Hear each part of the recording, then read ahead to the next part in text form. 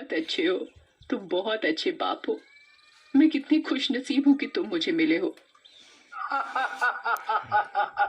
तुम भी पागल हो। भला ये भी कोई रोने की बात है? अरे, तुम दोनों को खुश रखना मेरी जिम्मेदारी है। जाते हैं तभी एक ट्रक आता है और सुषमा और रवि को कुचलता हुआ चला जाता है। उधर पूजा भी मोटरसाइकिल से गिरने के बाद बेहोश हो जाती है। जब उसे होश आता है तो वो एक हॉस्पिटल में होती है। वहाँ उसके चाचा दीनू और चाची मोनिका खड़े होते हैं। चाचा जी, आप यहाँ? माँ और पिताजी कहाँ हैं?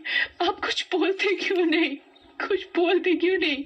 पूजा बिटिया, तुम्हारी माँ और पिताजी उस रोड एक्सीडेंट में मारे गए। लेकिन तुम चिंता मत करो, हम दोनों हैं उनकी जगह। अपने माता पिता की मौत की बात सुनकर पूजा रोने लगती है, लेकिन मोनिका उसे समझाती है। चचेरी बहन रीमा को पसंद नहीं आती। वो पूजा से मन ही मन जलने लगती है।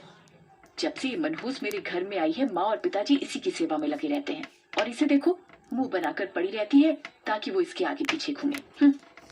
फिर दिनों पूजा का दाखिला भी रीमा के स्कूल में ही करा देते हैं। एक दिन पूजा स्कूल में पेड़ के किनारे बैठी होती है, तभी वहाँ कुछ बड़े बच्चे आते हैं और पूजा को छेड़ने लगते हैं। देखो देखो, मनहूस आ गई, मनहूस।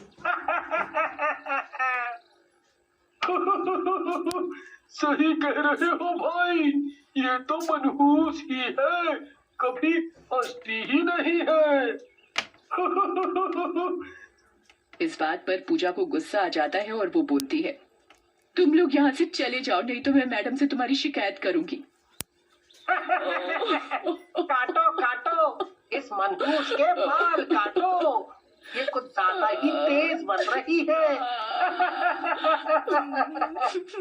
इस बात पर बच्चों को भी गुस्सा आ जाता है और वो पूजा के बाल काट कर उसे गंजा कर देते हैं। बाल काट कर सारे बच्चे वहाँ से चले जाते हैं और पूजा वहाँ रोने लगती है। माँ, पिताजी, आप कहाँ चले गए? ये लोग मुझे कितना परेशान करते हैं।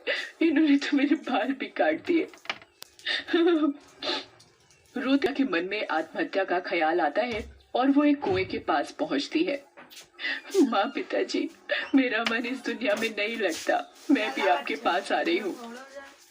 लेकिन जैसे ही पूजा कुएं में छलांग मारने के लिए जाने लगती है, तभी वहाँ पर धुआं ही धुआं हो जाता है और सुषमा चुड़ैल के रूप में उसके सामने आ जाती है। ये क्या कर रही हो पूजा?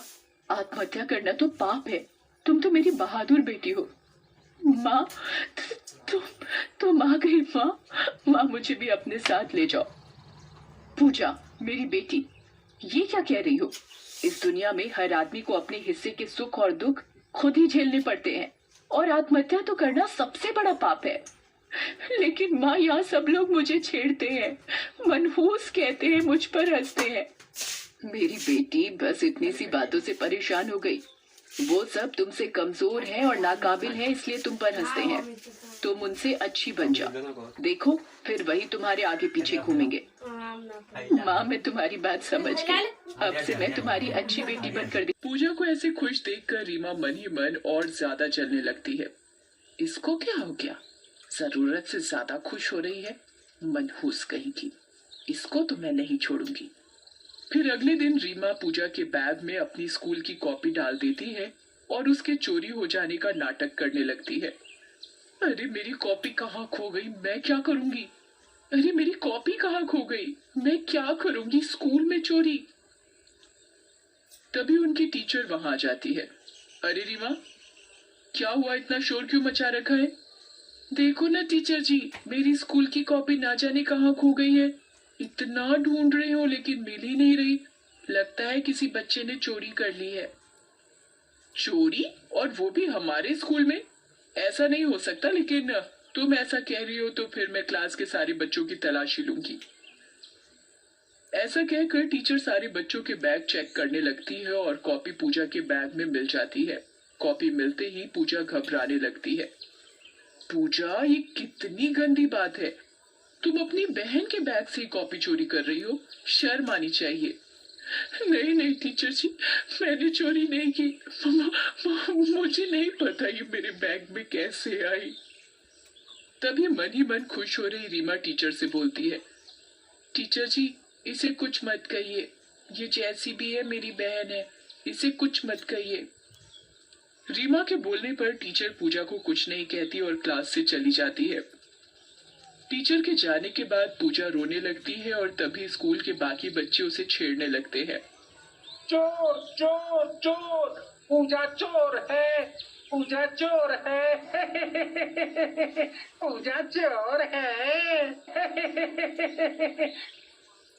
लेकिन पूजा कुछ नहीं बोलती और उसे अपने और अपनी माँ के बीच हुई बात